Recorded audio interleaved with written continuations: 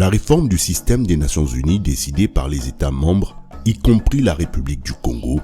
vise à transformer en profondeur le système de coordination des activités de développement avec la mise en place d'une nouvelle génération d'équipes de pays des Nations Unies, mieux adaptées aux réalités des pays, plus attentives aux priorités nationales avec des compétences renforcées. Moreover, on January the 1st, I issued new simplified and streamlined delegations of authority to more than 200 heads of UN entities. This is a major decentralization that cuts through bureaucracy and will achieve our goal of bringing decision-making closer to the point of delivery. The aims of reform are clear: to focus more on people and less on process,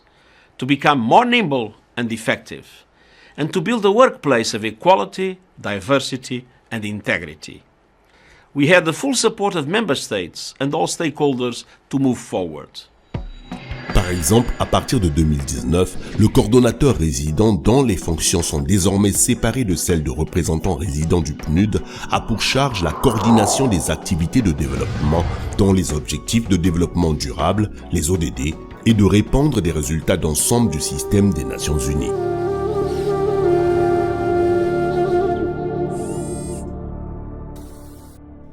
Cette réforme vise à aider les pays à accélérer la mise en œuvre des ODD.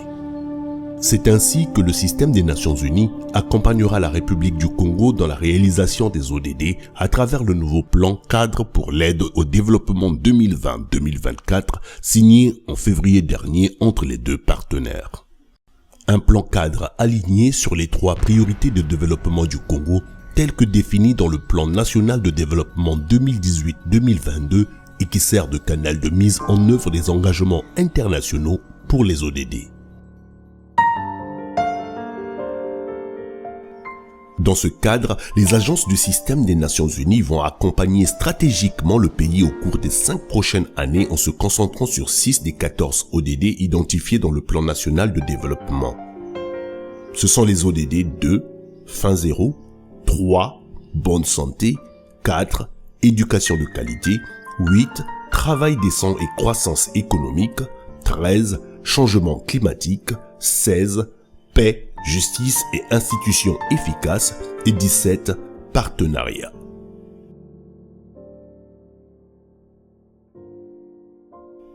D'ici 2024, cet accompagnement devrait permettre au pays que les populations bénéficient d'un système de gouvernance amélioré sur le plan institutionnel, démocratique, des droits humains, administratifs et économiques pour un développement inclusif et participatif, la consolidation de la paix et de l'effort humanitaire.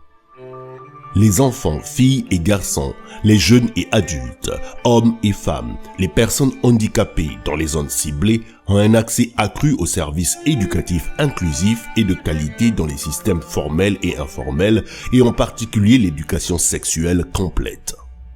Les populations ont accès équitable à des paquets de soins et services de santé essentiels de qualité, y compris la nutrition, le VIH, l'eau, l'hygiène et l'assainissement, à une sécurité sanitaire, à une protection sociale pour valoriser le capital humain et garantir de dividendes démographiques.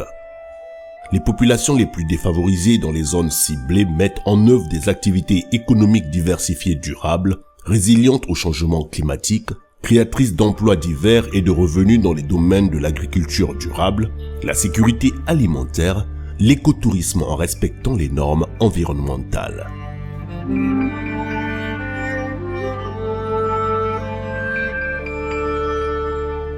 Guidés par le principe « Ne laisser personne pour compte », base du programme 2030, les agences du système des Nations Unies vont continuer l'appui au développement du pays en faveur des populations les plus vulnérables en situation d'urgence ou en déplacement.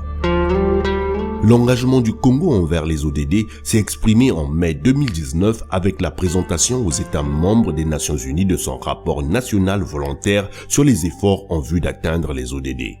Ce rapport nous montre que malgré les avancées faites ces dernières années, la tâche n'est pas encore accomplie pour atteindre les objectifs des ODD, tant pour le Congo que pour tous les pays. De là, l'importance d'un système qui soit plus efficace et efficient dans l'accompagnement du Congo pour l'atteinte de ses objectifs de développement pour que d'ici 2030, personne ne soit laissé pour compte.